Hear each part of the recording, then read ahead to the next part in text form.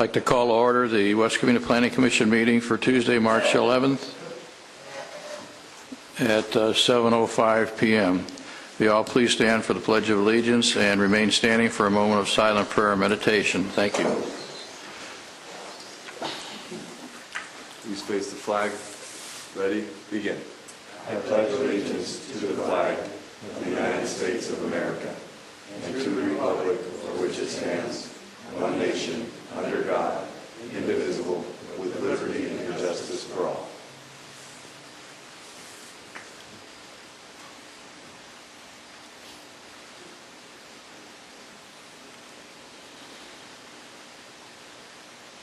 Thank you. We have roll call, please. Commissioner Valles? Commissioner Menifee? Commissioner Castellanos? Present. Commissioner Blackburn? Present. Chairman Holtz? Present. Approval of minutes on regular meeting February 25th. Any additions or corrections?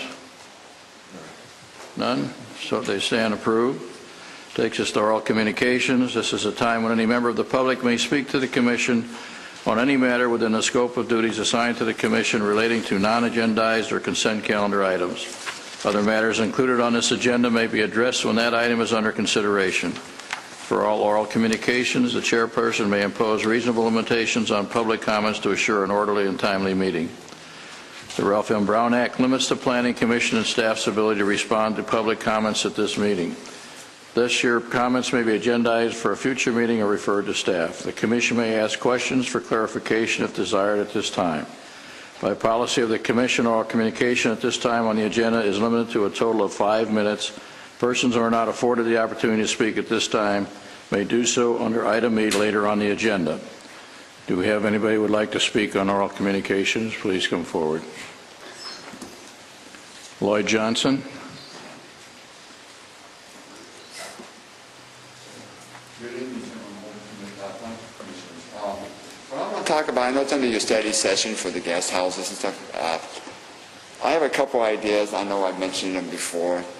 A lot of concern on your guest houses is when the windows, especially if the house is maybe a little bit elevated more than the neighbor's problem, which we've seen the problem with. If we can put it in that those windows facing the neighbors have to be the stay clear windows. You know, those smaller ones are a little bit higher. I think that will eliminate the problem of the privacy on there. And also, if any other windows that are put in, they have to be inward facing the inside of the property. So if they want to put a regular window in it, it has to face the inside of the property instead of the neighbor's property. And I'm just concerned, I'm 640 square feet. This is supposed to be a guest house. It's not supposed to be for long term. And the guest house basically can be something like a bachelor's apartment. You have one room and a bathroom on a regular bachelor apartment. I don't see why you need any more than 2 rooms, a bathroom, and then living quarters for them. So I don't know if that's 640 square feet. You don't want to make it where they put a kitchen eventually or something like that. So the bigger that you let them have it, the more they can add onto without anybody knowing it. So if you can keep it to a minimal that is living quarters for them to sleep in and a bathroom, I think that'd be great. So that's just one of the ideas I have. So when you do your study session, you can take into consideration. Thank you. Thank you. Anyone else want to speak? Please come forward. Well, we weren't really sure what was going to happen tonight, but a lot of times that I have spoke, I've said what I represent with the other neighbors. And we agree with what the other gentleman just said. And if you really do look at the plan of the guest house that started all this, there's just so much empty space without being included in the bedroom area and the bath areas. So you wonder why these other 2 sections are needed. You know, it's far beyond just a little table and a sofa and a TV. It really is a small home. We also really want the Planning Commission to really consider doing a guidelines in regards to how I mentioned about Baldwin Park, had a very clear design guideline. I'm not sure if with municipal code, if you could really break out these things, but they seem to have broken out under the realm of a design guideline, where they spoke about the windows, the landscaping, the matching materials. The house that on Furcroft, the Tough Shed, The siding doesn't match the original existing house. The roof, not even the color matches. One's orange, one's brown, one's siding, one's brick. Nothing matches, so from our perspective, it does look like two homes on the lot. The other thing we want to make sure is, well, the lot calculation, most definitely. There's something, I think our planning right now is 30% of the lot could be used. And that really doesn't seem right when you look at Walnut and Baldwin, how they describe not only the lot size, but the residence size. The existing home also is a factor in deciding how much the lot could be used for second structure. Also, there were times where it was called guest house, it was called second dwelling, it was called accessory unit. Those are all three different definitions on a municipal code, but yet they've all been used at the same time when we've talked about these things. So maybe we should define what is what. You know, is a chicken coop the same thing as a guest house or a patio structure? We do feel that neighbors should be notified. We do feel very strongly that the committee here, the planning committee, you people, you represent us as neighbors and regular folk, not city government, just regular folk, and we would like you to approve it as if it was going up in your backyard, and you're the voice of us. So we think that any guest home should be approved by planning committee, and windows, like he said, landscaping, and if we would really like the city to do an on-site inspection, because we felt that if the city did do an on-site inspection, they would have noticed the severe elevation of grade, which has brought us all here to amend this code. If that's not affordable in the budget, I do think that it's easy to ask for it in the planning process for a homeowner to just stand in their own backyard and take pictures of what it looks like from every angle, because then planning would easily say, hey, wait a second, how come I'm looking down on that yard? Or how come it's looking up in that window? And that's kind of easy. And that's all, I think. Thanks. Thank you very much. Anyone else?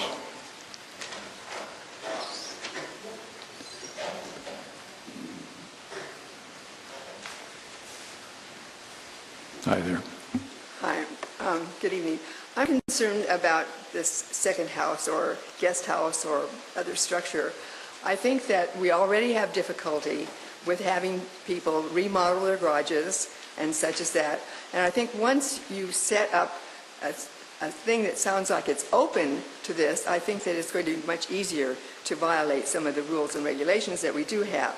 I urge you to be very, very cautious in permitting a second structure on lots. And I think that I think it's by right that everyone can build some structure on their lot regardless of the size. I think that we need to be very, very careful that we don't get into something that we can't control. Thank you. Thank you very much.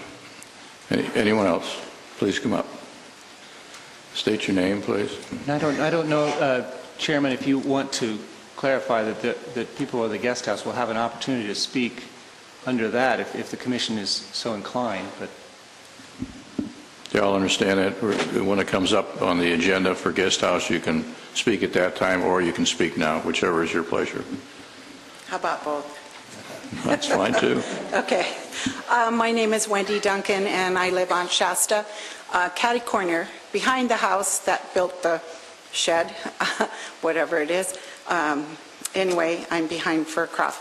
And what I would like included in the code is that they have to have on-site parking for the people that live in that house. Not on the street parking, on-site parking, because it would kind of eliminate people maybe thinking twice about doing that, and that's what Claremont has in their guidelines. And so I think if we make it a little bit tough to do these things, they won't just be, drive by a tough shed dealer and have a house in their backyard the next week, because that's what happened. In 1 week, this was built, and it was like, holy moly, So I think we need to make sure that we have some very stringent guidelines so that we don't become a city of tough shed homes. Thank you. Thank you. Anyone else? Okay, if not, I'm going to close oral communication at this time and go to public hearings. Unless the planning commissioner, Jeff, did you want to make any statement at this time? Okay, thank you. Okay, it brings us to code amendment number 13-04, applicant City of West Covina, location citywide. Request. The proposed code amendment consists of certain amendments to the zoning section of the West Covina Municipal Code as it pertains to commercial parking standards. May we have a staff report, please? Again, I repeat, it's commercial standards, not residential standards.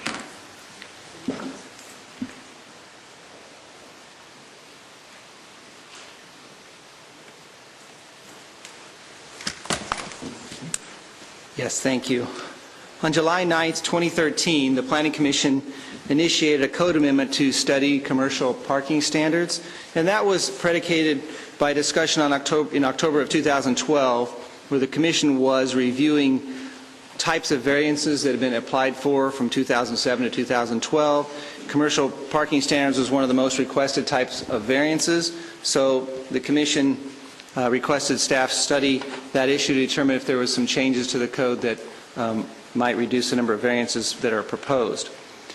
The current parking standards have been developed over the years through a variety of ways, either through actual parking issues that have occurred or through consideration of a code amendment that was initiated by Planning Commission or City Council. Staff did survey surrounding cities to obtain zoning standards from those cities, and we do have information that was provided from the cities that you see before you on the screen. Based on discussion and direction from the Planning Commission at the two study sessions held, one on September 24th and one on December 10th of 2013, staff's prepared a code amendment that would make the following code revisions. So I'm going to go through the code revisions. We basically have 4 different categories of revisions. The first one is individual use standards. So these are individual uses, specific types of parking ratios for types of businesses that exist in the code today. So the first one is restaurant. The current restaurant standard is 1 space for every 3.5 seats. Concern there is that seats can change in restaurants and do from time to time, especially when they have tables and chairs. And so we're suggesting that that be changed from 1 parking space for every 100 square feet of floor area. Secondly, restaurant outdoor seating, which is kind of a companion to the restaurant seating when you have a patio. Right now the code is 1 space for every 5 seats, again because seating can change. The suggestion is to change it to 1 space for every 150 square feet of floor area. Lastly, athletic clubs, gymnasiums, what we might refer to as fitness centers today. Current standard is 1 parking space for every 100 square feet, and it also allows for a parking study to change that. We're suggesting to change that to 1 parking space for every 150 square feet of floor area, also with a parking study that would allow that. And if you recall, the 150 square feet was based on an analysis of some of the surrounding codes from other cities, as well as the parking studies of the 3 most recent fitness centers that have been approved in West Covina. Second set of standards is common facilities. So this is basically shopping center standards. We currently have existing standards for those that are less than or equal to 5,000 square feet. Actually, it's greater than. I'll learn that one day, Gerald. Greater than or equal to 5,000 square feet. And currently the code allows for a 15% reduction of parking through the approval of a conditional use permit. The standard that we're suggesting is, first of all, an automatic 5% reduction for any shopping center that's basically 5,000 to 75,000 square feet, and then they can apply for an up to 15% reduction through a conditional use permit. Secondly, for shopping centers that are greater than 75,000 square feet, that currently the code allows for a 20% reduction through the approval of a conditional use permit. And what we're suggesting is that it be reduced by 10% automatically and then continue to allow up to 20% with the approval of a conditional use permit. The next category is addition of new categories. So these are types of businesses that we don't have listed in the code right now. So there are no existing standards for these. Some of them have been folded into other categories, but we want to separate them out for clarity's sake. First one is studios for students that are under 18 years of age, and that is recommended to be 1 parking space for every employee and 1 parking space for every 10 students. Secondly, studios for students that are greater than 18 years of age, that would be 1 parking space for every 2 employees and students. Third is a restaurant standard, which has actually been a policy in the city for probably close to 20 years now, that we adopt a standard that says that restaurants that are under 2,500 square feet in floor area, they are treated like a retail business. And so they would be 1 parking space for every 250 square feet of gross floor area. Lastly, daycare centers, adult daycare centers, we're suggesting to create a standard that's 1 parking space for every 5 children or adults.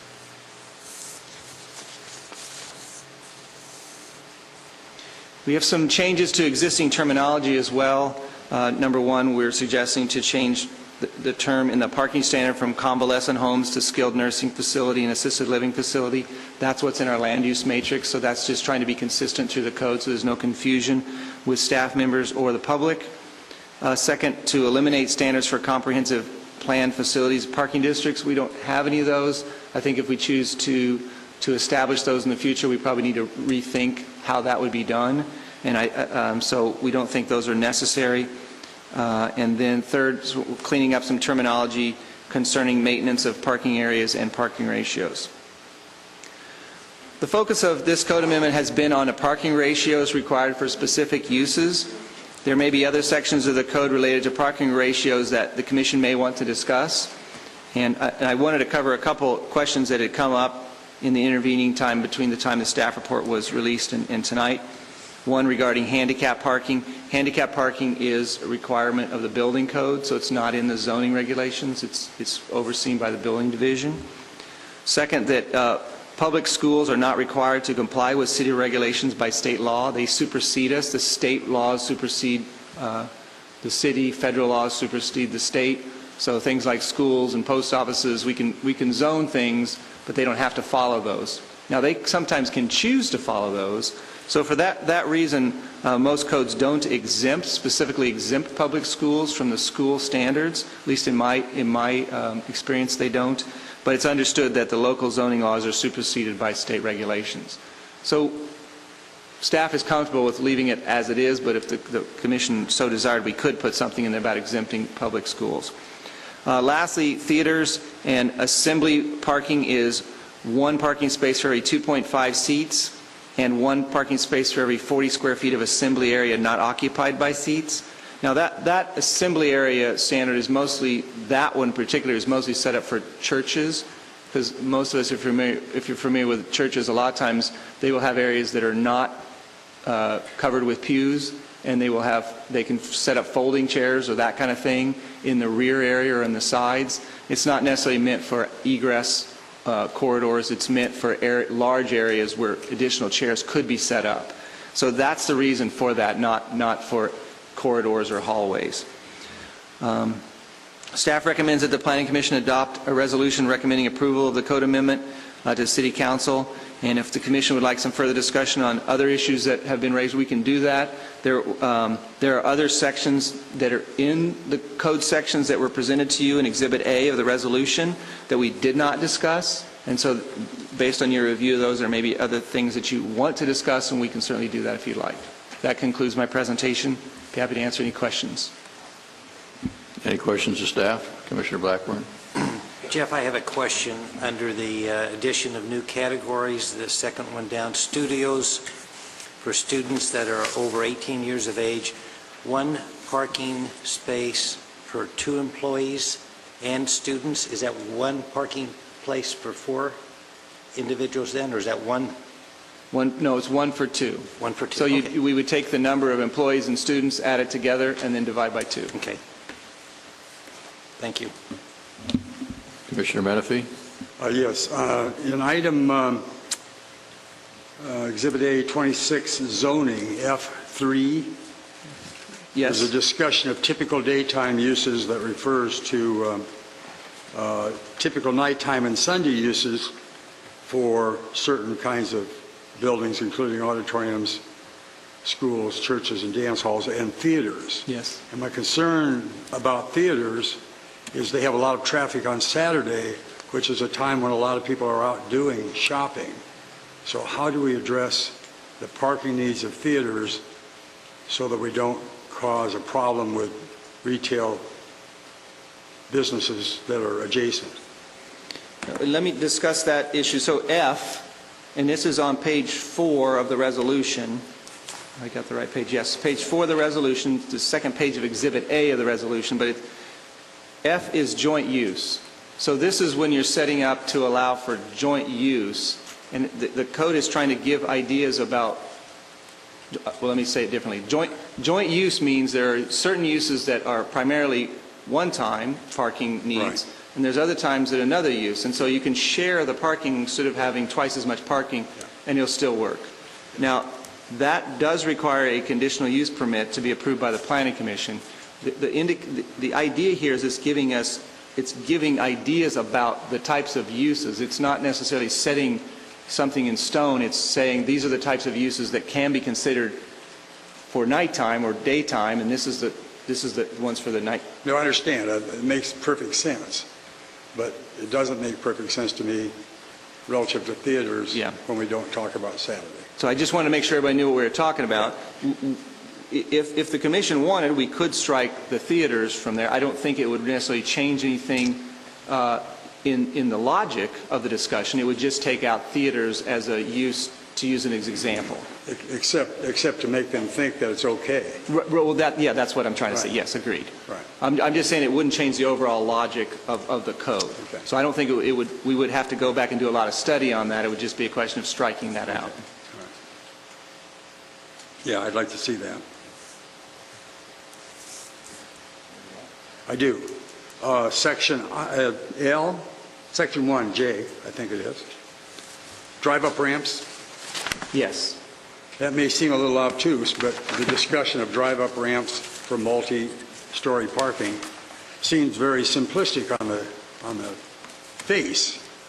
But if you go downtown Los Angeles, you'll see all kinds of multiple-story parking facilities that have no ramps. Right. They use robots. They use all kinds of ways to get those cars racked in different places.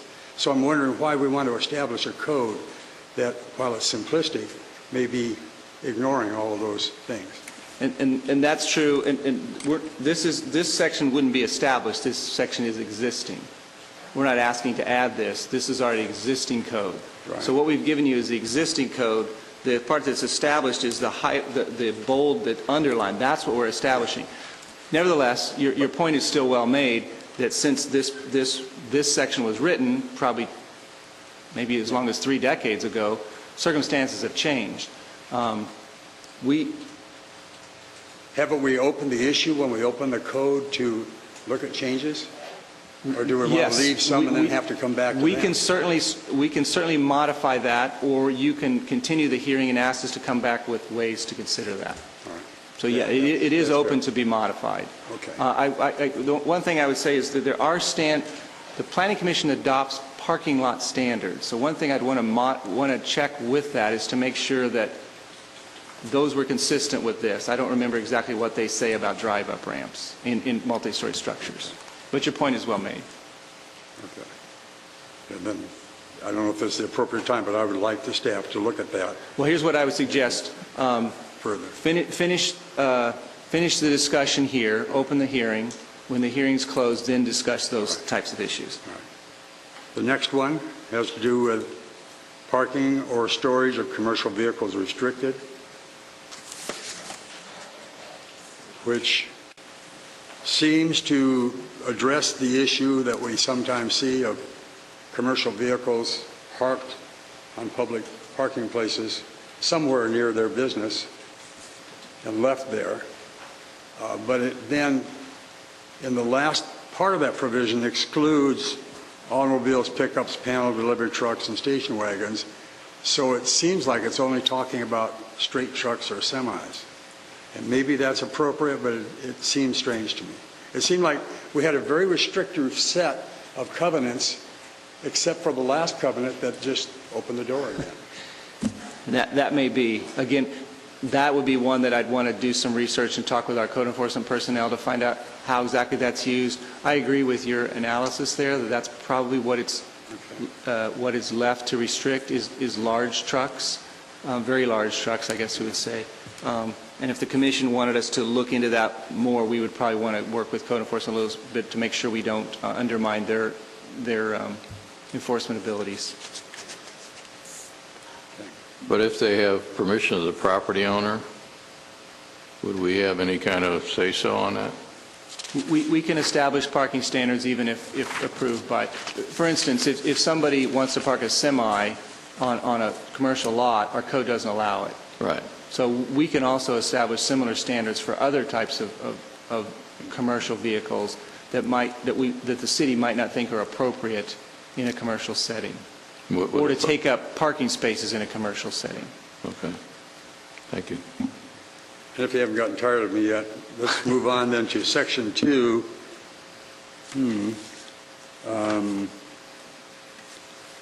It has to do with the theaters. It's Section 2, Item D. And there I'm concerned because it appears theaters often have huge lobbies and very wide aisles between the individual theaters because they may have more than one movie that lets out at the same time. So they have to accommodate that. It seems to me that the way this is written, we're going to penalize the theater in terms of parking for having that large lobby that has nothing to do with the fact the seats are already accommodating the parking. And so that's I don't know if that's clear, but that's my question. What do we do about dealing with the lobby issue? Well, the reason why that requirement is there, if you have an opening of a movie, there's going to be a lot of people waiting in those spaces, and the code accounts for that. So it's not just the fixed sitting. But it does by the number of parking, or number of seats, right? The seats, but what about the people waiting to get into the theater? You have doubling, okay. They're all waiting to see the movie because it's at Very premiere. good. All right, thank you. I did You're not see welcome. that. Thank you. I appreciate that, okay.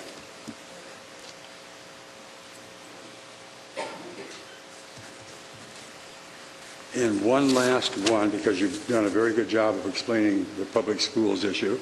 When we talked about athletic fields, I got concerned about that, and the handicap parking. 26685.26C.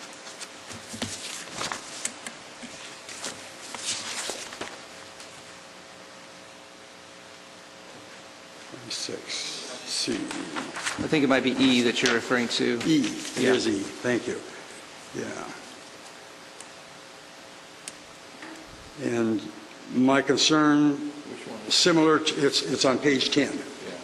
It's that whole thing. My concern is that 1 through 4, this is similar to that earlier discussion we had, 1 through 4 seem to leave the door ajar.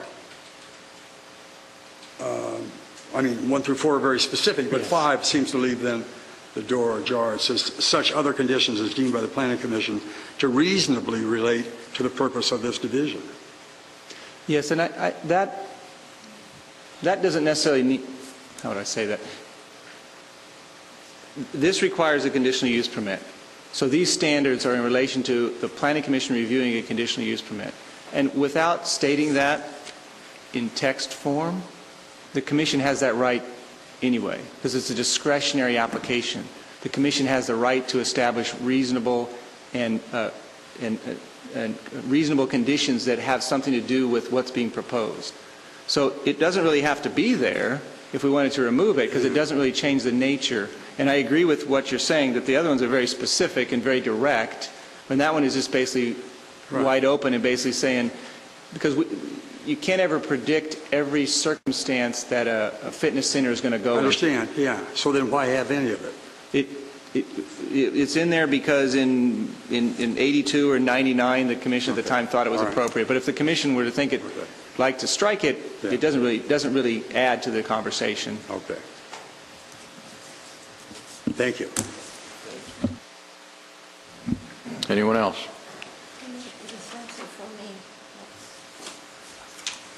I just had one question, Jeff. Oh, I'm sorry. I had one question. You talked briefly about handicap parking, and it's the city, the county, the state, the federal overlaps, or basically will overrun any rules or regulations the city may have.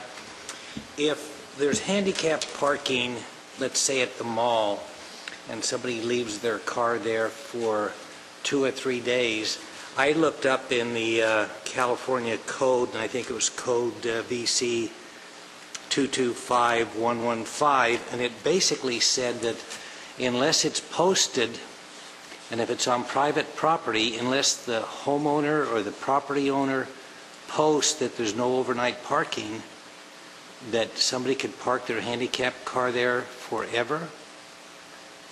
Am I reading that right? I'm not sure I can answer that question. We don't deal with handicap parking issues very often, and if we do, it's mostly somebody wants to add one and they're rearranging a parking lot. So I apologize, I don't know the standards. Again, the building division oversees that. And what you're asking actually is probably going to be a property owner enforcement rather than the city. The city's not going to enforce parking, people park, if somebody parked all night at the mall, the city's not going to go cite them for parking all night, but the mall may want to get them out of there. So that's more of a landlord issue, I think. What happens if our parking lot out here has handicap parking and we have a car that's parked there for 2 or 3 days? You mean No, the here at reason City Hall? I bring that up is I've It's a good question. I've been approached a couple of times by citizens wondering why a car is parked in a handicap parking For long periods of 2 time. and 3 and 4 days. Well, that's a good question. I Okay. don't know.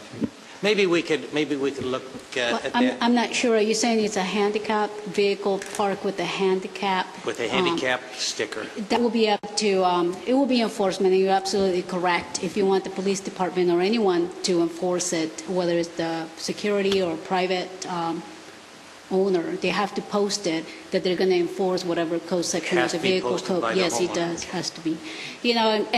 And the police department, and correct me if I'm wrong, if it's posted, they can go and enforce the parking if there's a violation, of any kind in the parking lot. If you taking 2 parking stalls, parking in the handicap without the proper handicap permit, the police can enforce it if it's posted. Is that correct? That's correct, but I will tell you realistically, unless the property owner calls, they're not going to do anything.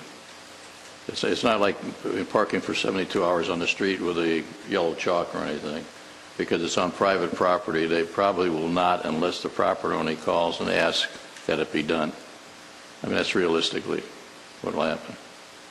But you're saying that you've had calls about that? Really? Okay. And and I know it may not be appropriate because we haven't really discussed too much of the handicap, but I just wondered, like I say, if the city has one rule, the state may have another one, and if the federal government may have another rule. If I may weigh in, Commissioner Blackburn, with respect to the vehicle code, the state vehicle code, the Americans with Disability Act, which is a federal law, that doesn't trump the police powers of municipalities when it comes to enforcing vehicle code violations such as parking. Jeff touched upon one of the key issues that occurs in the vehicle code section that you raised, and that is it turns on the property. Who is the property owner? So if we're talking about the municipality and there's a parking code or parking lot violation that occurs on the city's premises, then the police department can enforce that. If we're talking about a private property owner or a commercial property owner, there are some nuances that you touched upon, such as posting signs before any action is taken. So with one of the key issues involving the ownership is single-family dwellings. If you have a situation where you have a single-family dwelling and someone parks in your driveway, for example, under the vehicle code section that you cited, you're not required to post in order to have that vehicle towed. However, if you're in a multifamily dwelling, you do have to have signs posted visibly before you have the vehicle towed.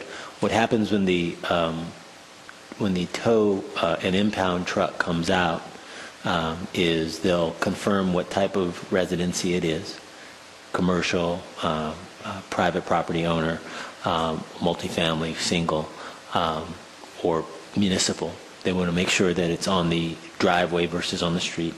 And then what they'll do is they'll notify the police department that they're going to tow X vehicle out of this single-family dwelling owner, property owner's driveway. What happens, so those are the standards, and so what you'll see throughout the state in city after city is the same standards that are consistent with the vehicle code that you mentioned, and the ADA, as I said, does not trump that. So most municipalities, their codes are consistent with, or they'll even just cite the vehicle code section that you mentioned. Thank you. You're welcome.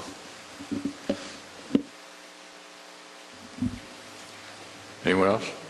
Okay. They'll close the staff report, open up the public testimony. Anybody want to speak on it? Please come up. Mr. Johnson. I just have a question to say. First of all, I tell you one thing. When you don't have a permit, you will get a ticket by the West Covina Police Department. I've seen it. So they do patrol there, and they do take care of in the mall here. And my other question, if we're going to do the reasoning behind reducing our parking standards in our commercial, I wonder why is that? Have we found that we don't need as many parking places in them, or why? And I know we can say we want to do maybe a 10 or 15% reduction in some of the places. I'm just curious from Jeff if you can answer that. Why do we want to reduce our code or how we have right now so many parking places for so many square feet or whatever it is? Thank you. Jeff, do you wish to respond to that? Well, I think the Planning Commission, it was a Planning Commission direction and initiation of the code amendment to study the standards that we have in place to determine if there was standards that should change. The idea was to, if we were approving variances over and over again on the same type of application, maybe we should change the code rather than to keep approving variances. So I think that was what predicated the discussion. I think in a general sense, the Commission didn't recommend reducing very many of the standards. Most of them, we changed some of the standards the way that they're calculated. I think athletic clubs we did reduce by a little, but in code, but not in fact, because they've all been, the ones that have been approved, the last three were approved with a parking study that reduced the standards anyway. So I think that's my, I was going to say short answer, but I'm not sure it was short, but it was an answer. No, I think it's a good answer. In general, though, Jeff, I mean, what we did really was we're avoiding manipulation because it was really related to seats, which could change due to layout. So we're really standardizing, and the baseline assessment that we did by looking in the neighboring cities, that really helped. But like Jeff said, it's really to streamline everything, not really to reduce. So we hope that that's going to be more efficient. More or less to bring things up to date to what they should be today. Anyone else? Public testimony? Want to make comment? Okay, if not, we'll close public testimony and open up the commission discussion. Who would like to start? I'll start. Commissioner Minnick? Oh, I'm sorry. Who said that? I'll be brief. I just wanted to commend staff on the hard work and helping us put this together, and really to reduce having to approve variances over and over again when we could just standardize and improve efficiencies that way. Thank you. Commissioner Bass? I also would like to congratulate the staff for helping us out to define the parking situations that we have. And one of my concerns was I was going to ask you, Jeff, and answer was, do we have jurisdiction on the school's parking? And then you define that for us, so thank you for that.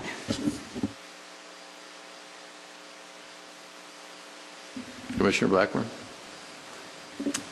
No, not at this time. Just I agree with my fellow commissioners, and congratulations and compliments to staff. Thank you. Commissioner Menifee? And sometimes you probably wish we hadn't raised the issue. Do I need to enumerate those things I'd like you to look at, or do you have a pretty good grasp of them? I have them down, and let me kind of quickly go through them. I think there's 4. I got the right number? Yes, okay. So the first one is that removing the theaters from the discussion of the joint use in the last section there. And I think that's an easy, we can just strike that out and change the sentence structure a little bit. That's simple. The second one is changing what we say about the requirement for ramps on multiple story parking structures.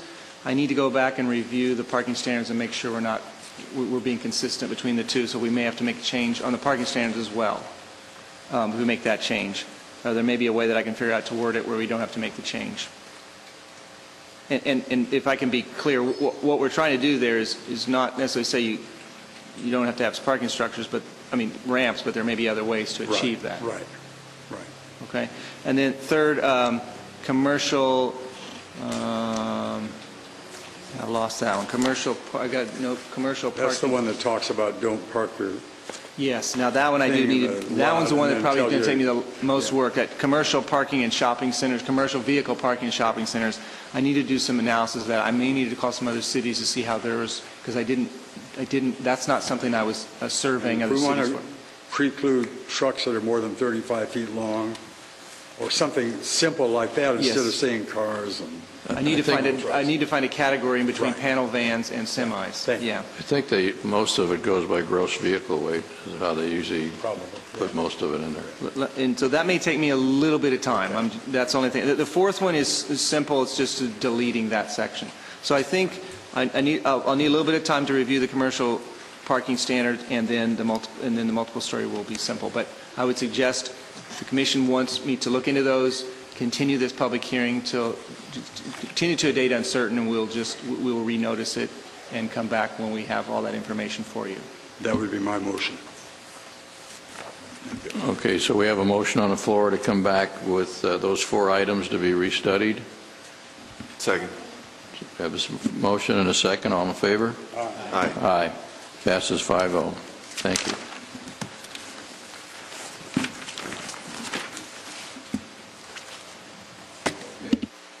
That brings us to non-hearing items, study session code amendment number 14-02, guest house standards.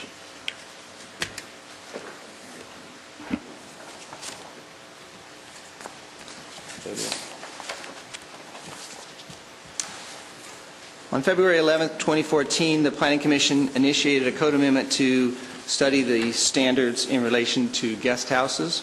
The West Covina Municipal Code allows for 2 types of accessory living quarters for single-family properties: guest houses and second dwelling units. A guest house is intended for the use of family members or employees of the main house, but may also include pool houses, game rooms, and other accessory uses. I'm not going to go into any great length to talk about second dwelling units, and I agree that there's a lot of confusion. I don't think it's confusion at the staff level, but those things are confusing to the public because they sound alike. There are 2 totally different sections of the code. We need to look at the second dwelling units as well, as we promised to do to the state when we approved our housing element last fall. We will be doing that sometime in the near future, but based on the discussion, we've determined that it would be best to review guest house standards first, and then follow up with second dwelling unit standards. So second dwelling unit standards, just to keep in mind, are required by state law. Guest houses are completely at the discretion of the city to determine how or when or what manner the city wants to allow them. So in the terms of what I'm going to talk about now, it's what our code allows. Our code says that guest houses are allowed by right. They're not under discretionary review. Guest houses are not permitted to contain kitchen facilities, and they may not be rented or otherwise used as permanent residence separate from the main house. Tonight's study session is to consider potential changes to the code regarding guest houses. The subject is the code amendment and not any existing guest houses or that may have been constructed in the past. Staff has developed a matrix, as I think the Planning Commission is familiar with our matrix for these type of study sessions, which I'm going to go through and we'll follow with the PowerPoint as well. In that matrix, well, I'll go ahead and go to the next page. We have the item listed. There's 12 items that we see for discussion tonight, we've identified for discussion tonight. There is discussion on each one of those items. There are options that staff has considered, and there's a recommendation that staff is recommending. The Planning Commission has a complete ability to give staff whatever direction they'd like, no matter what our recommendation is. So I'm going to go through these one by one, and I think as we've seen in the past, it probably works best to discuss each one individually and not try to finish the staff report and then go back and figure out which one we want to talk about. So I will go through the issue and then, or each item here, and then whatever questions you might have, please, I will stop and pause, and please ask me any questions or make a statement. The Commission really needs to give direction to us whether they think it's appropriate to follow which option, or if they don't want to allow it at all, which is generally option number one. All right, well, let me go ahead and go into that. The first item we have here for discussion is prohibiting guest houses. And I should say, actually, I didn't cover that, but we did survey other cities in the vicinity. That is attachment 1, which includes, I think there were 8 cities we surveyed, all the surrounding cities. I believe there are 3 cities that don't allow guest houses, the 4th one that sort of allows them in a fashion, but not the fashion that we do, and then the rest of the cities, so about half the cities, a little bit more than half the cities, I think, do allow guest houses similar to ours. Number 1, prohibit guest houses. Currently, the municipal code allows guest houses by right, which is called ministerial review. Each single-family lot in the city is allowed 1 guest house up to 640 square feet in size. Guest houses are allowed per the same development standards as any other addition to the house, patio covers, or detached garages. So option 1 would be no change, leave the code as it is. Option 2 would be to revise the code to prohibit detached living space or guest houses. Number 3 would be to develop new regulations for guest houses in addition to what we have now. We don't have a specific, and this is fairly unusual, I think commissioners will recognize that we don't have a specific recommendation because we really feel this is a kind of a policy call by the city, appointed and elected officials. But we do want to provide a little bit of discussion there. Prohibiting detached guest houses would resolve privacy impacts and illegal kitchens, which is a lot of the concerns that staff sees with these kind of issues, and I think that the Commission also recognizes. However, if the Commission does not want to totally prohibit guest houses, staff recommends that we go to number 3, which means now we go through the rest of the list of the other 11. If the Commission decided that they wanted to proceed with a code amendment to prohibit guest houses, there's not really much more we would need to discuss tonight. There's some other things we would need to bring back to you probably to define, but we wouldn't necessarily need to discuss discretionary review for guest houses if we're going to prohibit them, for example. Could I test the water at this time? Yes. Okay. I see that there's a lot of cities that don't allow guest houses in our surrounding area, and I think before we go through this whole litany, maybe we ought to have a show of interest of the Commission if, in fact, enough people do not want to allow guest houses and we just prohibit them like the other cities. So I would like to make a suggestion that we do a roll call on who is for prohibiting the guest houses, and if we have a quorum on that, we don't need to proceed any further. Do you agree with that or not? But if, for instance, if you agree with it, but you want to downsize the footage. No, prohibit means none. I don't care what square footage it is. Okay. If we want to allow guest houses, then we can go through the litany of square footage, setbacks, all those other things that are in here. But if there's enough of a quorum that wants to prohibit guest houses in the city of West Covina going forward, then we don't have to go through all these things. So that's what I'm asking. If there's enough here that are against guest houses, then we can proceed that way. So I'm just asking for a roll call of who's for and who's against on the prohibiting of guest houses. Mr. Chairman, before we do that, I don't know if this is appropriate or not, but there is an alternative, and that's the second dwelling units. And I don't want us to lose sight as a commission or a public in saying we're going to prohibit guest houses from saying there's never going to be anything on the lot but the main house. No, that's not, I'm not saying, I'm not talking. I just want to make sure we all understand that. Okay. I'm not talking about workshops. I'm not talking about maybe a pool house or something. I'm talking about a guest house that's for habitation for living in the guest house. As far as second buildings like a pool house or let's say a wood workshop or something like that, that's totally different, and we can address that separately. What I'm talking about is a guest house that is for people to live in. But my understanding of second dwelling units is they may also be for someone to live in the same manner that a guest house is, a temporary basis. But it has more controls, more exclusions. It's better, it's easier, I think, to manage than our current guest house provisions. Maybe the staff could help clarify that. Yes, and as we haven't presented any of the standards for second dwelling units, but second dwelling units, there are more restrictions in terms of second dwelling units on lot size and that type of thing. So I think the reason that, so I guess what we clarify is if the city decides to prohibit guest houses, there will still be allowance for second units. But they probably wouldn't be, right now, guest houses are allowed very simply. And they're allowed in just about every lot in the city can accommodate a guest house unless it's already met its lot coverage. But that's not the case for second units. Only my rough guess is 10 to 15% of the lots in the city can qualify for a second unit. So that's the difference in restriction. I don't know if hopefully that helps. Yes, go ahead. On a second unit, that can have a kitchen, that can have all the amenities that a house would have. In fact, couldn't that be rented also? That is correct. Second dwelling units are basically, for lack of a better term, they're an apartment that's in a secondary to the house on the lot. It doesn't have to be a relative to live there. No, it does not. Okay. Any other questions? So I ask again if we want to do it in a motion is to prohibit guest houses, and I'll put that in a motion. I make a motion to prohibit guest houses in the future. I second. I have a first or second. We have a roll call, please. I'm going to go with a no on that. I prefer to develop tighter regulations. Okay. Commissioner Blackburn?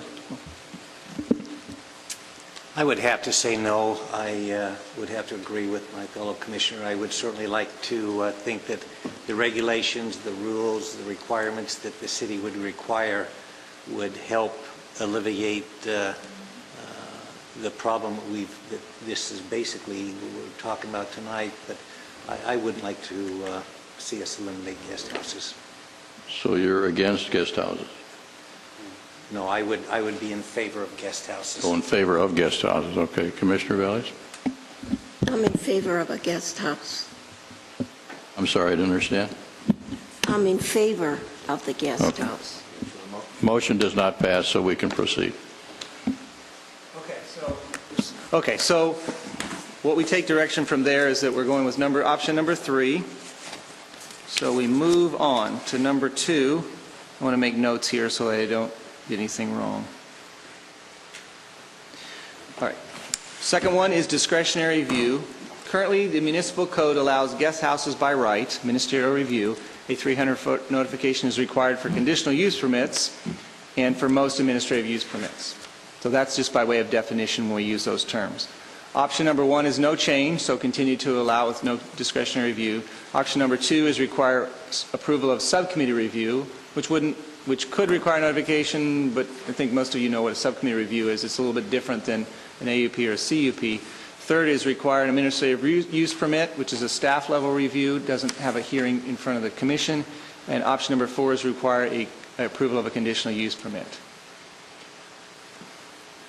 Our suggestion would be options number 2 and 3, which we do quite frequently. Most administrative use permits that are single-family house in nature require review by the subcommittee as well. So tonight, the subcommittee, a 2-story house was proposed, and the subcommittee reviewed that, and now it's going to be sent out for notification, and staff will review it unless it's appealed to the Planning Commission. So that's a good example of how administrative use permit works in conjunction with subcommittee review. So that would be our recommendation, those two, an administrative use permit with subcommittee review as well. Question?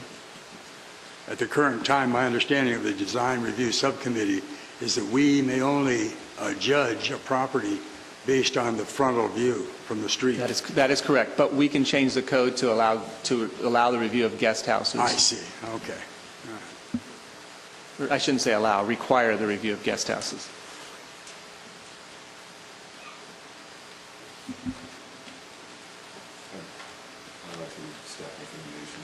Okay, we want to go in order here as to what we recommend. You want to go first, Dario? Yeah, I'd like the recommendation, option 2 and 3 require approval of subcommittee review and require approval of an AUP. I'll second that. Anyone else? I just wanted to say I agree on that. You agree? Okay. Yes. Commissioner Menifee?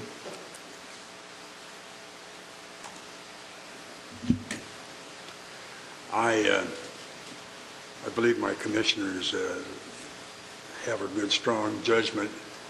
The more I studied this problem in the last month we've been talking about it, the more difficulty I see with the whole concept of a guest house. And I know in my own mind the difficulty we have with those 550 of them that didn't get any kind of review, and all those garages that we know are in our community that are also being used in a similar manner. And I just think it needs to stop somewhere, but if my fellow commissioners in the majority want to try to work with that, then I applaud them for doing so. Yeah, all things being equal, I think it's a wonderful thing, but the question comes down to how do you enforce it and how do you police it? And right now, it's pretty rampant in the city that people are living in garages, they're misusing the guest houses, and I don't see anything in the near future that's going to help us police it any better with the budget the way it is. So I just have a problem approving any of these things. I think we'd be either better off, and I'm backing up here a little bit, either not allowing guest houses or putting a moratorium on them for a while until we, have more staff that can police these things. So that's where I'm coming from. Well, I think if it sounds like, and I realize there's, as there is many times, there's different thought processes and concepts on the part of 5 different commissioners or council members. That's to be expected. 5 different people with 5 different experiences. So, but I think if I'm hearing, I recognize what was just said, but I think I'm hearing that on number 2 that an administrative use permit, everybody's somewhat comfortable with that if we're going to allow them. And I recognize we may not have a unanimous vote when we come to the hearing for this. That's understandable too. Here's the other thing that I think that those who are on the subcommittee recognize, and some of the others who haven't had the opportunity to serve on that may not know, that when we bring things to the subcommittee, we a lot of times do that before we do the notification. So if something needs to be sent to the Planning Commission, the subcommittee has the ability to send it to the whole Planning Commission. So the subcommittee will have that right in these cases as well to forward something to the Planning Commission if they think that there's a grave concern with the situation. So with that, maybe I'll go to number 3, if we're comfortable with. It seems like I got a majority was okay with 2 and 3. Right, it was a majority. Could I ask a question? Let me ask a question, Jeff. Do you define a garage, like when they convert a garage into a living quarters?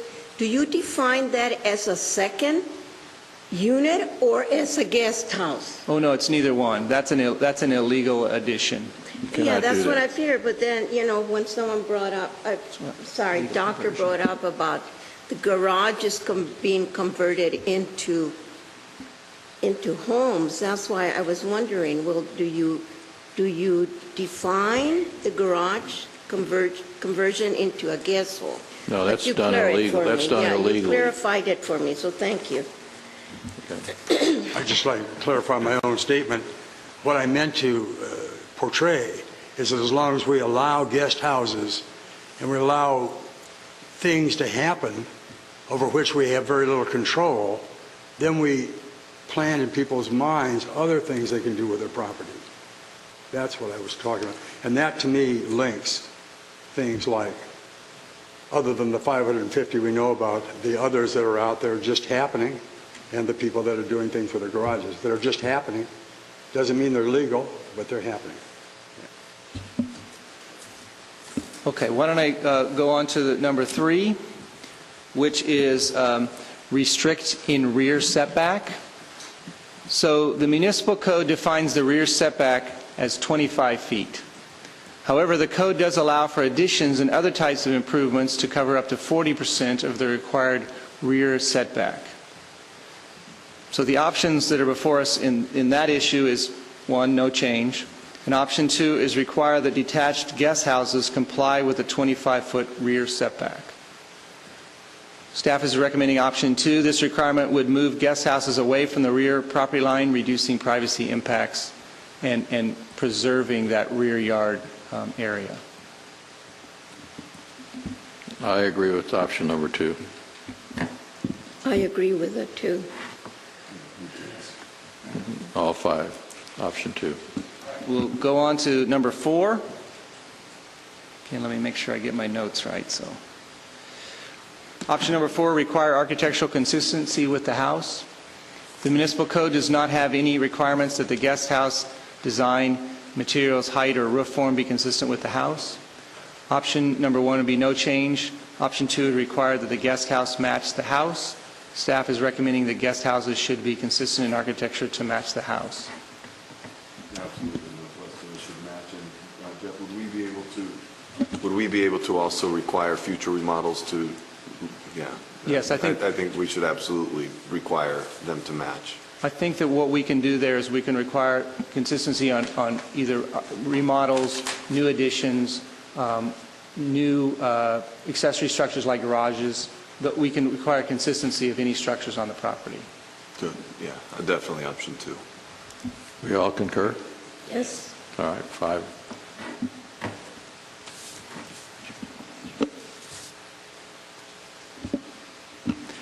Okay, number 5, require separation from the house.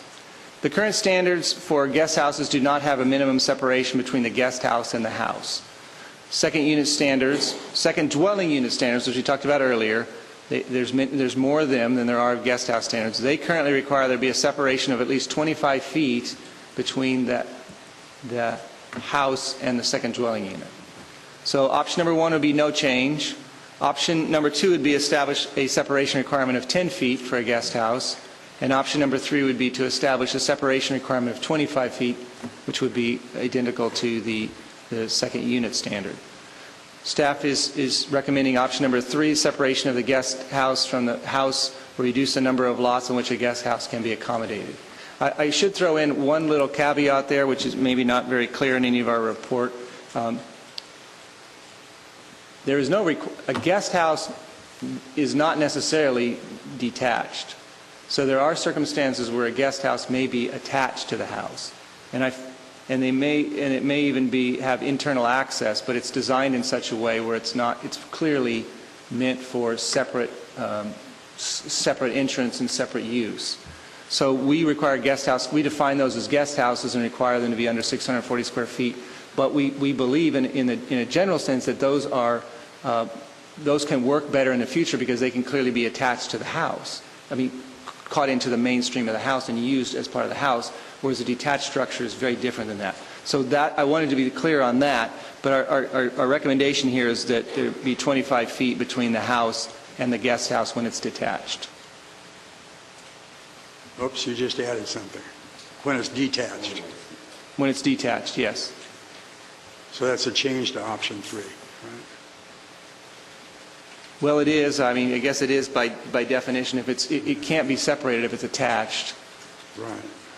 The other way to do that would be to not allow guest houses that are attached. I think, I don't know if you want to get that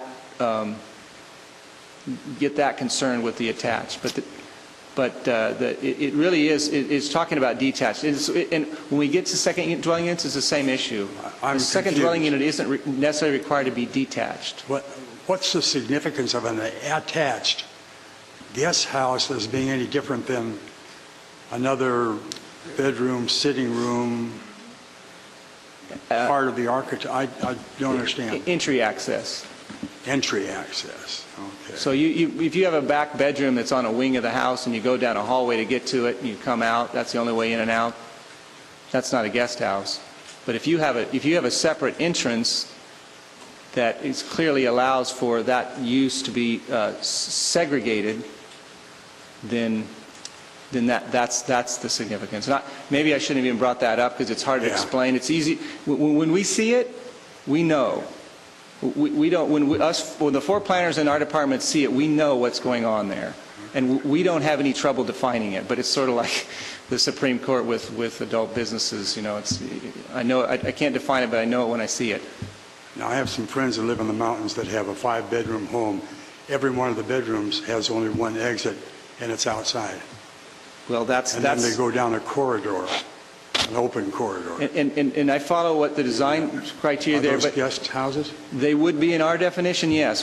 By all means, they would be. If you think about that, would we want something like that developed in a West Covina single-family neighborhood?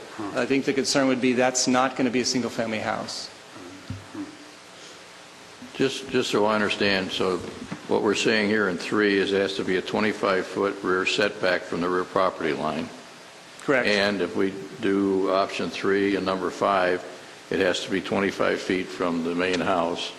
So that has to be a pretty big lot by the time you put a guest house on it. 75 plus feet from the back of the house to the rear property line. Okay, I just want to make sure I understood that. Everybody comfortable with option 3 then? Yes. Okay. All right, number 6. Restrict bathrooms in guest houses. Current guest house standards allow for a bathroom in the guest house. A bathroom allows for hot and cold water and generally includes a gas hookup, which allows for the addition of illegal kitchen facilities. So option 1 would be no change, and option 2 would be to prohibit bathrooms in guest houses. This one we have no specific recommendation. Prohibiting bathrooms would reduce the ability to have kitchen, but it would also basically, it would change it from a guest house to a detached structure. So it's very similar to number 1 actually in this case, because really you're almost taking away their ability to have livable space detached from the house. We don't say anything about heat in these places either, do we? Heat? Livable space is heated and conditioned, yes. Okay. It has to have ventilation, it has to have egress, it's just like a room in your house. Okay. I would suggest no changes based on personal hygiene standards.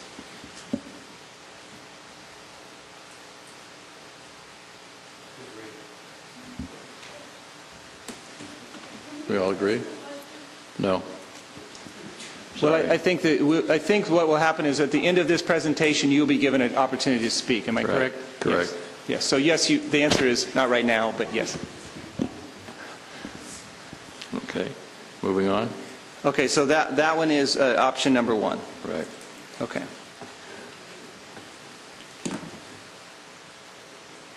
All right, 7, revised definition of guest house. The municipal code definition states, and I've listed it out there, I won't go into all to read it, but the current definition is awkward and establishes use definitions that are difficult or impossible to enforce. Option 1 would be no change. Option 2 would be to direct staff to revise the definition to clarify. We don't have a specific definition at this point, but I think we could come up with something that's clearer than what's there now. Staff is recommending option 2 because the current definition is in need of revision and clarification. I agree with that. I have a question, Jeff, and I know it's further on in here, but I can't find it right, but it's talking about temporary use of guests, and then somewhere later it says it's not permanent. What constitutes when it goes from temporary to permanent? Well, that's the awkwardness and the confusion and the enforcement issue that we don't really That's have. right. Unless we go visit them every night, we're not going to know how it's utilized. Can So we that's put- why the definition needs to be changed. Can we put something in there about that? Yes, I haven't done any research, but we have 6 other cities that have guest houses. I'm sure we can find some other definitions that we find are more clear and work with those. Yeah, I really don't know how we'll enforce it, but I think it'd be good to have it in the verbiage so that if we have to enforce it from complaints of neighbors or something, we have something to go back on and say, you know, you've been living there, getting mail there for 6, 8, 12 months or whatever. And I my think- recommendation is put something in there. I think what I'd have to do is come back with, I don't know, I didn't research, like I said, what the definitions of the other codes were. I'm not sure they say temporary. I think the issue is that it's not a separate living space. Right. So that doesn't necessarily mean it's temporary, I don't think. It could be a separate bedroom, but it's not supposed to be a living quarters. So I have a feeling that we'll find that's the definition that I would be looking for, defining it as not a living quarters. Right. And Okay. it's subservient or accessory to the main house, not its own separate house or dwelling unit. So you'll do some research and come back to us on that. If you want me to change, if the direction is to change, we will do some research on that. Agree? Absolutely. I agree. Okay. Number 8, require larger lot size than the minimum. So the code allows guest houses on single-family lots in the city. I'm going to talk about second dwelling units here because they have standards. Second dwelling units are allowed on lots that are a minimum of 6,000 square feet larger than the minimum lot size required for that area district. So, for example, an Area District 1 in the city requires a minimum lot size of 7,500 square feet. To allow a second dwelling unit in Area District 1, you must have a lot of 13,500 square feet or larger. So if you have an 8,000 square feet in that area district, you would not be allowed to apply for a second dwelling unit. So the city of Diamond Bar standards only allow guest houses, I didn't finish the sentence, only allow guest houses on lots that are 15,000 square feet or larger. Option 1, no change. Option 2, allow only on lots 3,000 square feet larger than the minimum lot size. Option 3, allow only on lots that are 6,000 square feet larger than the minimum lot size. And those things are predicated on the minimum lot size. So that's kind of going to be a sliding scale because the higher number of the area district, the larger the lot size that's required. So some area districts is 6,000, so it's going to be a minimum 12,000. Other area districts, it's 8,000, and it's going to be a minimum, it's going to slide up. So option 4 changes the logic of that and says only on lots that are a minimum of 10,000 square feet, no matter what area district you're in. And then option 5, only on lots at a minimum of 15,000 square feet. So staff is suggesting option 5. This regulation would only allow guest houses on larger lots that it can accommodate the additional square footage. I concur with option 5. All in favor? I like that. 5, option 5. Okay. That in itself will greatly reduce the number of lots that's allowed, because there are whole neighborhoods in the city that don't have any lots that are 15,000 square feet. So I want to be clear on that. That will change it a lot, even if these other things that we do don't change it. Number 9, restrict window locations. The current standards allow guest houses to be built within 5 feet of a rear property line. Guest houses are allowed to be built at the minimum side yard setback as well, which varies depending on area district between 5, 7, or 10 feet. Windows are allowed on all elevations. Other optional restrictions may change locations where allowed, such as in the rear setback. So 3 options. Option number 1, no change. Option number 2, restrict windows when 10 feet or less from a property line. And option number 3, restrict windows 5 feet or less from a property line. I think we've already addressed this, because that's why I'm saying no specific, because we chose, you direct us to not allow it within 25 feet, so you really don't need a window issue if it's 25 feet from the property line.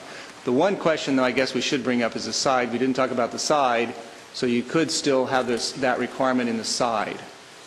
So if it doesn't meet the side property line, let me say that differently. If it needs to be in excess of the side property line to allow window. So if the required side is 5 feet, and they build the house at 5 feet, then they should not have any windows there. If they build at 10 feet, they can have windows. That would be our suggestion, I think, on the side. I agree, I could live with that. Okay. Everybody good with that? Okay, let me make a note on that.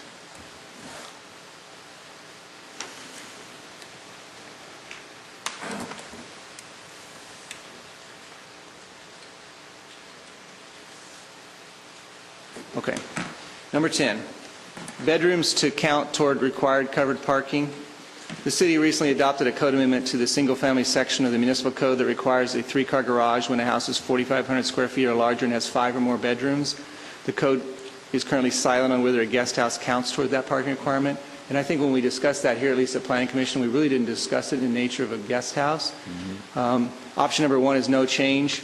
Option number 2, clarify that guest houses do not count toward the square footage or number of bedrooms. And 3, clarify that guest houses do count towards the square footage or the number of bedrooms. And staff, we think it would be the intent right now, the code, to require that, but we should clarify it so it's very clear for anybody that option. So we're suggesting option number 3, bedrooms and guest houses should count and square footage should count toward the covered parking requirements. Commissioner? Mrs. Duncan had spoken earlier about Claremont having a required parking spot for a guest house, and I noticed that the city of Glendora also requires 1 parking space required for a guest house. Is that something that we considered? I don't have that in my list of things to discuss, but that's why we provided you the other standards, because we don't, I mean, we have 12 items. We try to provide all things, but that could definitely be something we could add, yes. Okay, so if it's I would suggest it be based on the number of bedrooms. So if it's 640 square feet guest house, that basically would come close to adding about 1 parking place per our code right now? Well, that's going to depend on what is in the house. So if you have a 2,000 square foot house and you had 640 square feet, and let's say if it's a 2,000 square foot house with 3 bedrooms, you build a guest house with 1 bedroom of 640 square feet, you're not going to have any additional parking requirements, as our code says right now. Now, we could, what you just mentioned, what I think you said Glendora requires a parking space. We could require an additional parking space for guest houses separate from what's required for the rest of the house if they do a guest house with 1 bedroom. Now, that's what is required for second units. We require parking spaces for second units based on the number of bedrooms. Well, this refers to covered parking Yeah, this is spaces. a covered parking place. And that is what I'm referring to, too. I'm sorry, I'm not using that term, but I'm talking about garage space or covered Right. parking space, yes. Right. What do my fellow commissioners comment on that? I'm in favor of if it's a guest house, they need additional parking. I agree. I would agree with that. Option 3. Okay, so we will require, let me make, because that's sort of an addition. So we should require 1 additional parking space. And I want to make sure we're saying additional, because if they do have a 4,500 square foot house or 5 or more bedrooms already and they add the guest house, then they're going to need a 4-car garage. I think that's what we're saying here. Correct. Right. That's Right.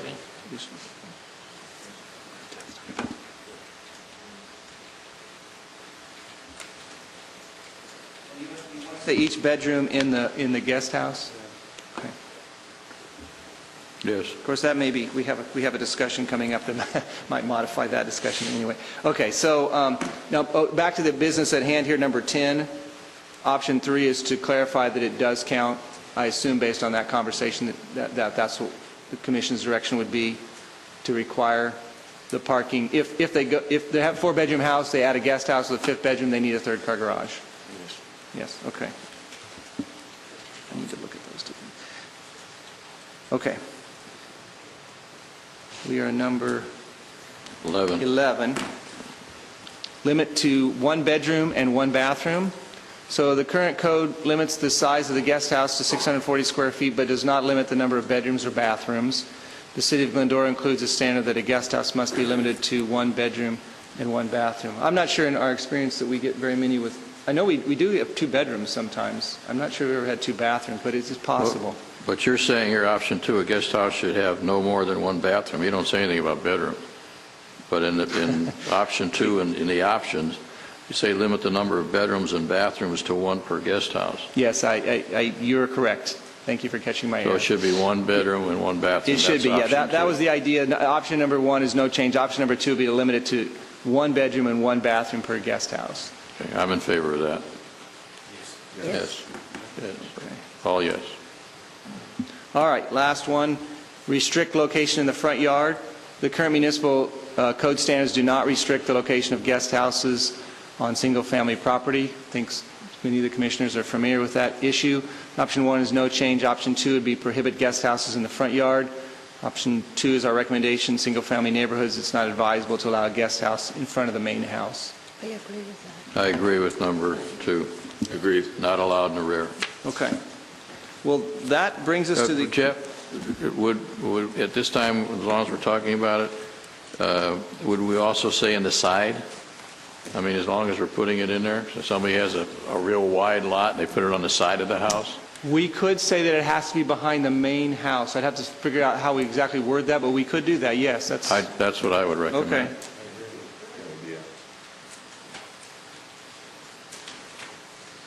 So we'll change that, not allowed in the front or the side? Yeah. However you word it, would only be allowed in the rear. That's correct. That's how I'd probably word it.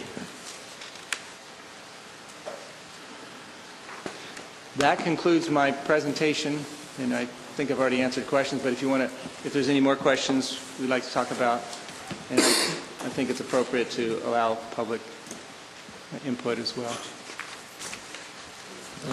I want to compliment you on a very complete report and with the attachments and all that. I'm just being redundant. I just think we'd eliminate a lot of problems if we just eliminated guest houses. We've got 550 of them already that we know of. That we know of. I don't know how many garages, but I think it would be a lot easier just to eliminate them.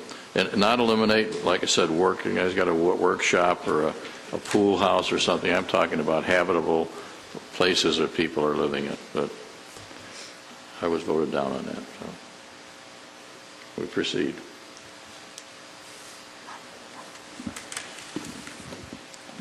Was there a question for me?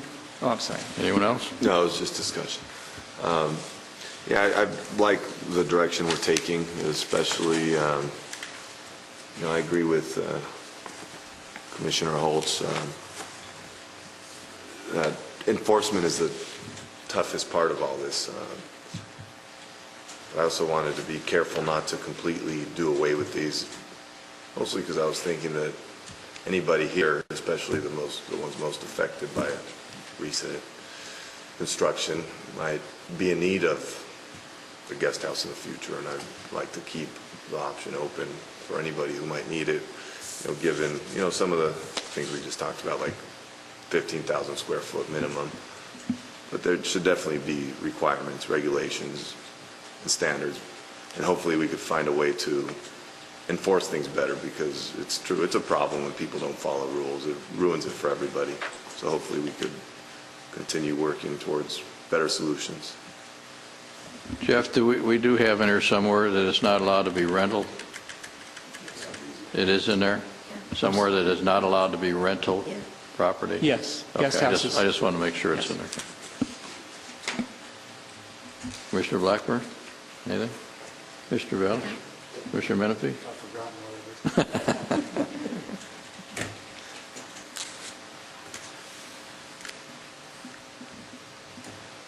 Oh, well.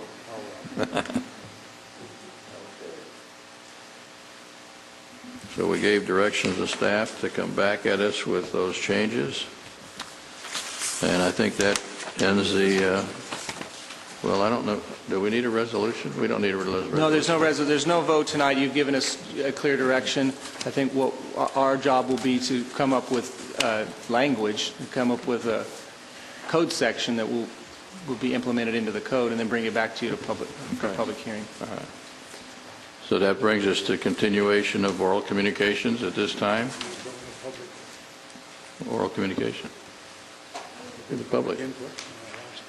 Well, same thing, right? It's oral communications. Mr. Stewart? You might make sure they fill out a card. If they want to speak, they should fill out a card, and then you can call their Fill out name. a card. Please state your name. My name is Jim Grovich, and I just wanted to make a comment on an observation that you were making during this. You were essentially creating new rules, but you said several times that there's no mechanism to enforce these rules, and you alluded to the fact that you know there's a very large number of people that are ignoring all the rules anyway. So I'm kind of missing the point. What are we doing? That's it. Well, the situation right now, if I can respond to that, is that we do have methods in place to enforce it. It's just that with budgetary restraints, we don't have the manpower to do it at this point in time. In the future, when things get better, hopefully, we will have the manpower to do it. So I don't think we can really block it just because we have a shortfall in our manpower. Okay, because it seemed kind of a waste of time, really. I'm just listening to you talk about it. That's because it has no practical utility in the real world. Thank you. The value, sir, is you. The value is you. And these ladies up here who've been talking to us, because bringing the issue to this floor has caused the staff study time, our study time, in looking at this problem that West Covina has, that some of us probably were aware of but didn't think it was nearly as significant as we now realize it is. So, and until we have some enforcer, you're the enforcement. Well, I mean, all you have to do is drive down any street in the city and you see 5 and 6 cars parked in front of many houses, and you know that's how many people are living there. So you know there's multiple families living in these homes, and there's no follow-up to the situation, and more rules isn't the solution. Well, I respectfully disagree, and I don't think any street, because it doesn't happen on my street, but I understand the frustration and that you see it, but let the city know about it. It's the first step, and hopefully the changes we are making will. Some people do follow the rules. Oh, I didn't say everybody. Right. I'm just saying it's a common phenomenon. Right, and we agree. And hopefully this is step one towards improvement. Right. Thank you, sir. Anybody else? Dave Stewart?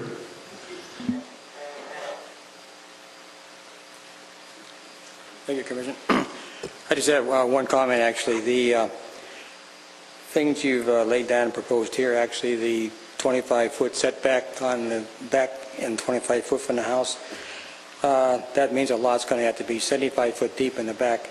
I would say in West Covina, conservative estimate, 60, 70, 80% of the houses don't have a yard that big. And so what you're suggesting is no guest houses. Basically, this is going to make it come true. I know in the houses that I lived on Furcroft for 15 years, and Shasta, Furcroft, Navarro, Manzanita, there are no houses there this would ever work for because the lots aren't big enough. And I think most tracts in town are the same way. Some of the bigger houses, sure, there would be a possibility, but you're going to effectively eliminate a lot of them. So that's probably, probably the best way to go to eliminate some of the problems we got now with like the 550. I didn't realize we had that many, but it would be kind of interesting to find out how they're using those 550, or what they're used for, and who's renting them, and all things like that. But anyway, I like what you've done so far, and I think it's. And one more thing on the houses that are, say, 3,900 square feet. If they build a 640 foot and require one more garage, they're not going to build a garage. I don't think. It might not even work to build one on the house. So they're probably going to not get a guest house either. Anyway, just my thoughts. So I like what you've done so far, and I hope you continue and keep keep it going that way. Thank you very much. Thank you. We're looking for volunteers to go out and check those places. Are you interested? Anyone else? In that item, option 6, Jeff, I was wondering... To where address the commission, please. Oh, I'm sorry. In that option 6, when we were talking about not allowing bathrooms in a guest house, but there's one more thing. Why can't it just be a powder room? I mean, that allows a toilet and a sink, but not a shower. And if you're a guest, you don't want to get up in the middle of the night and go into the main house to go potty, but you could take a shower or a bath in the main house. I mean, that's a compromise, a powder room, not a full bath. And then I want to take the opportunity to thank the Planning Committee for this. It was really wonderful, and we see how serious you took us and how much work you put into this. And it's just about as much as I did on my own, too. And we really appreciate it, and we do realize the effort here, and we thank you. And we've learned an awful lot from this, and we know we came in a little angry and excited sometimes, but we really appreciate this. This was really good. And I only had one other question. I don't mean to be a stickler, but there's 8 cities in this study that you commented on. But if to my count and our count sitting there, we were all whispering about it, 7 of them this couldn't have been built on. So it might be splitting hairs that you say only 2 or 3 don't allow guest houses, but 7 of them wouldn't have let this be built. So are they not doing the restrictions kind of like we're amending right here, where we're saying, oh no, we allow them, but we make it very difficult? So, and 1 in Covina is still questionable. I don't think they would allow the tough shed either, but that's all we know. But thank you very much. We thank you for bringing it to our attention, because if you didn't, we wouldn't be talking about this tonight. Well, it was me and all my neighbors. I know. We thank all of you. Thanks.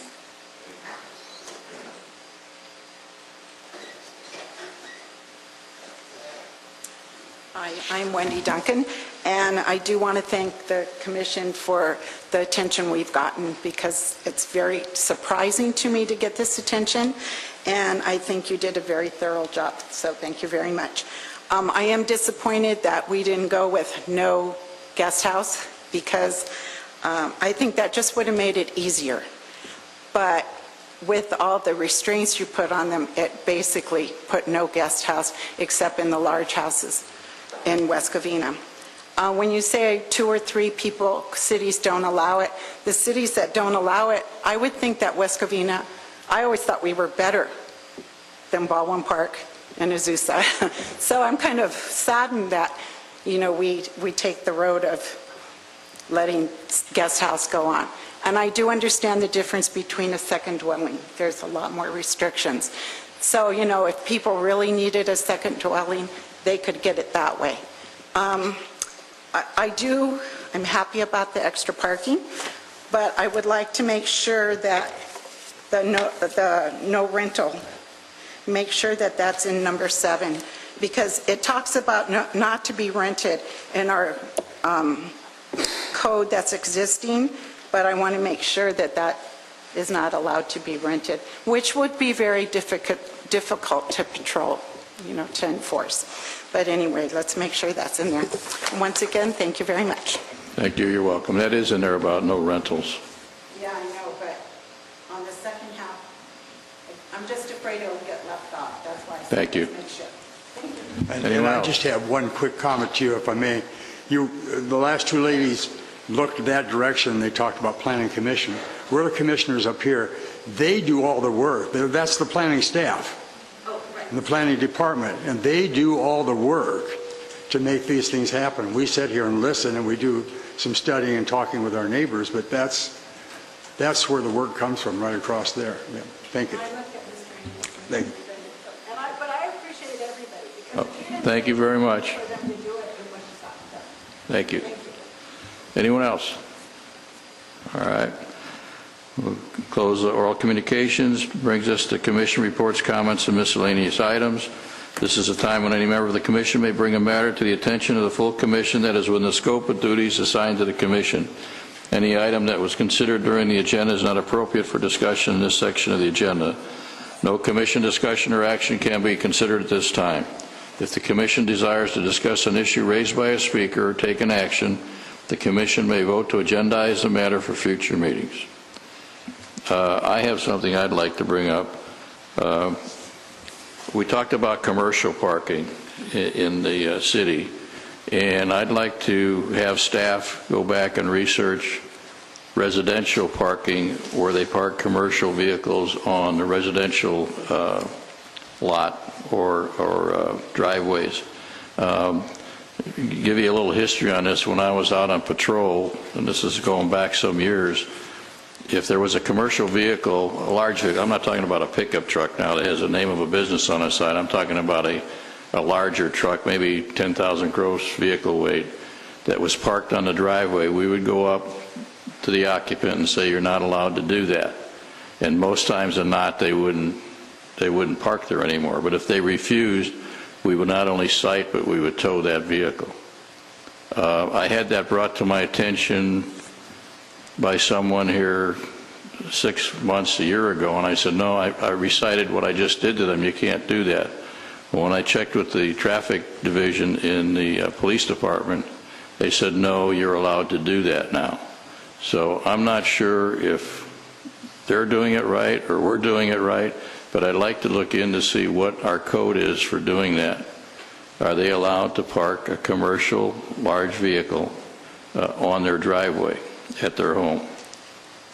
So could we have you look into that and come back to us? I think that probably the first, yes, let me communicate with the other department and bring a report back, and if you choose to initiate, then we can go forward. Because when I talk to the PD, they would like to know too, because right now they're not sure which is the right way to go. And if it is that they can't park there, they need to know that so they can have the officers enforce that. Yes. Okay. Okay. We will discuss that. Question? Question, Betty? Yes, I also would like to find, would that include an RV? Include the what? The RVs. No, I think, that's a good point.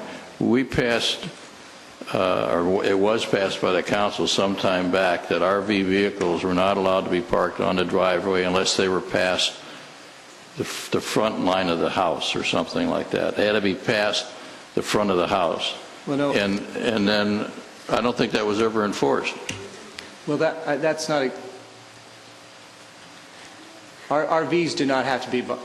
There are certain types of vehicles that do have to be behind. It's like boats and those kind of things, trailers of what are those, Sea-Doos, those kind of things. RVs, things that you can drive, are allowed to be parked in the driveway as long as they don't block access to the garage. Well, see, that's a change, because when I had an RV, I was told I had to park it at least no further out than the front of the house. The code has changed. It has changed, over the past, okay. I think it's changed twice over the past 15 years or so. Okay. Could we maybe just have you come back, give us a current Yes, rendition? we can give you, we can give Thank you. we have a handout and we can give you that. Thank you. Commissioner Menifee? Jeff, some time ago, last fall, we talked about fault lines. And there's been more and more discussion as time goes on in the state of California about fault lines and their effect on development of property. I know you guys are so overworked, but is there some way we can get perhaps somebody from JPL or somewhere to come in and talk with us about fault lines in West Covina? What my intent was on that was to bring back information on how we obtain that information. Why don't we start there and see if that's enough information? There are some state standards on that. I haven't had a complete chance to get everything together to bring back, but it is certainly my intention. It is on my list of things to do. Okay. If I may add also, as part of the general plan, that will be something that the city will be looking at. Those are things that you look at in your elements of the general plan. So at that time also that is going to be looked at. I'm not sure we discussed that, but I think some of you are aware that the council gives some direction to start the general plan update process, which is basically a 2-year process when we start. So it's a long process, but one of the elements has information on faults. We have a 1985 fifth-generation copy that's a little bit hard to read, but that was one of the things we'd probably provide for your information, as well as probably some other information. Anyone else? Mr. Blackburn, Mr. Castellanos? I Mr. have Ballard? one more then. We have Oh, you got it. We have a commissioner that went to a state convention recently, and I'd like to hear whether he could give us a few minutes exposition on what he learned there, or provide some materials, or whatever we could do. That'll be two weeks from tomorrow. Okay. So I'll come back with as much as I could stuff in my suitcase. You haven't gone yet? Not yet. Excuse me. That's okay. But I will definitely make it worth my time and come back with a lot of information. Thank you. You're welcome. Anyone else? No. Brings us to Planning Director's report. Planning Director's report, we do have items for the 25th, as I think most of you are aware, so keep that in mind. At the last council meeting, the council did send back for further discussion the donation Dropbox code amendment, so that will be back on the 25th to provide a little bit more information or discussion on certain topics. So that's all I have. And that was City Council action, huh? Okay, that brings us to adjournment. All in favor of adjournment, say aye. We're adjourned.